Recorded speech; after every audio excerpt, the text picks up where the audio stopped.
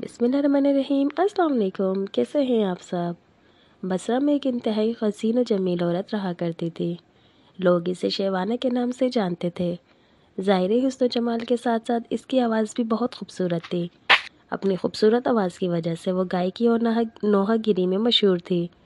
बसरा शहर में खुशी और गमी की कोई मजलिस इसके बगैर अधूरी तस्वुर की जाती थी।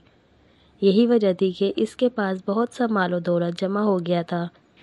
बसरा शहर में फसों व फजूर के हवाले से इसकी मिसाल दी जाती थी। इसका रहन सहन अमीराना था। वो बेशकीमत लिबास जेब तन करती और गिरा बहा जेवरात से बनी सवरी रहती थी। एक दिन वो अपनी रूमी और तुर्की कनीज़ों के साथ कहीं जा रही थी। रास्ते में इसका गुजर हज़रत सालेह अल-मेरी अलैहि रहमतुल्लाह के घर के करीब से हुआ। आप अल्लाह अज़्ज़ व जल के बरगज़िया बंदों में से थे। आप बाअमल, आलिम दीन और आबिद व ज़ाहिद थे। आप अपने घर में लोगों को वाज़ इरशाद फरमाया करते थे। आपका वाज़ की तासीर से लोगों पर रक्त तारी हो जाती और वो बड़ी ज़ोर ज़ोर से आहो बका शुरू कर देते और अल्लाह अज़्ज़ व जल के खौफ से इनकी आंखों से आंसुओं की झड़ियाँ लग जाती। जब शेवाना नामी वो औरत वहाँ से गुजरने लगी तो इसने घर से आह व फ़क़ा की आवाज़ें सुनी। आवाज़ें सुनकर इसे बहुत गुस्सा आया। वो अपनी कनीज़ों से कहने लगी, ताज्जुब की बात है कि यहाँ नोहा किया जा रहा है और मुझे इसकी खबर तक नहीं दी गई। फिर इसने एक खादमा को घर के हालात मालूम करने के लिए अंदर भेज दिया। वो लोंडी अंदर गई और अंदर के हालात देखकर इस पर भी खुदा जल का खौफ तारी हो गया और वो वहीं बैठ गई। जब वो वापस ना आई तो शेवाना ने काफ़ी इंतज़ार के बाद दूसरी और फिर तीसरी लोंडी को अंदर भेजा, मगर वो भी वापस ना लौटी।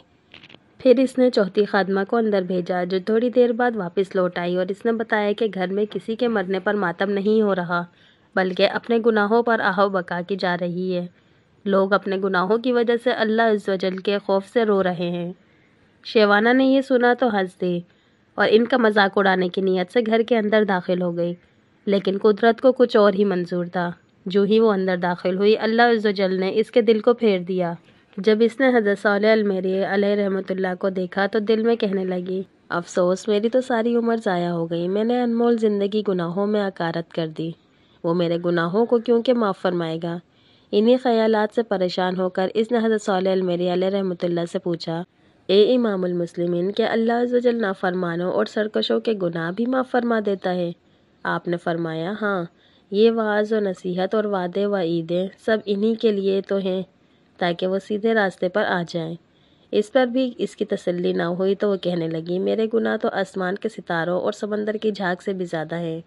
आपने फरमाया, कोई बात नहीं, अगर तेरे गुनाह शेवाना से भी ज़्यादा हों तो भी अल्लाह अज़्ज़ व जल माफ़ फरमा देगा।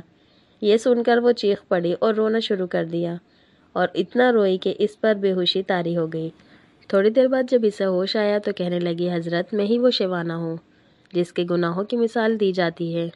फिर इसने अपना कीमती लिबास और गिरा हुआ कदर जेवर उतार कर पुराना सा लिबास पहन लिया और गुनाहों से कमाया हुआ सारा माल गुरबा में तकसीम कर दिया और अपने तमाम गुलाम और खादमाएँ भी आज़ाद कर दी।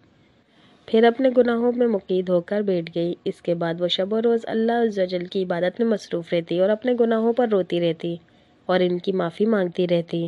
रो रो कर रब अज़्ज़ व जल की बारगाह में इल्तिजाएँ करती, ए तौबा करने वालों को महबूब रखने वाले और गुनाहगारों को माफ़ फरमाने वाले, मुझ पर रहम फरमा। मैं कमज़ोर हूँ, तेरे अज़ाब की सख्तियों को बर्दाश्त नहीं कर सकती। तू मुझे अपने अज़ाब से बचा ले और मुझे माफ़ फरमा दे। इसने इसी हालत में 40 साल ज़िंदगी बसर की और इंतकाल कर गई। वीडियो अगर पसंद आई हो तो प्लीज़ लाइक लाजमी कर दीजिएगा और जो मेरे चैनल पर न्यू हैं, जिन्होंने अभी तक मेरे चैनल को सब्सक्राइब नहीं किया, तो प्लीज़ सब्सक्राइब लाजमी कर दीजिएगा और बेल के बटन को ऑल पे कर दें ताकि हर नई आने वाली वीडियो का नोटिफिकेशन आपको मिल सके। इंशाल्लाह फिर मिलते हैं नेक्स्ट वीडियो में, तब तक के लिए अल्लाह हाफिज़।